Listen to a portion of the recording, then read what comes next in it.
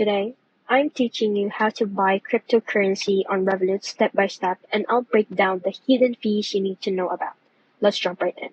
Open the Revolut app and tap Invest at the bottom of your screen. Here you'll see options for crypto, stocks, and ETFs. Now, if you're looking for crypto, then use the search bar to find a coin.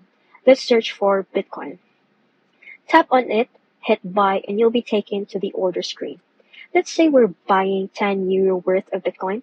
Tap review order and look closely. You'll see the current exchange rate and a fixed fee of €1.49. Even when you increase the amount like €25 or even €100, the fee still stays at €1.49 for standard users.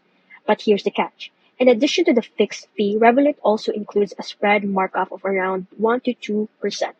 This isn't shown upfront, so in total you could be paying 3 to 6% in combined fees, especially for smaller amounts. Once you hit confirm order, Revolut processes the trade instantly. You'll see your crypto inside the crypto wallet tab. You can either hold your crypto or use the transfer option to send to an external wallet. And that's how to buy crypto and Revolut. Quick and beginner friendly, but don't ignore those hidden fees.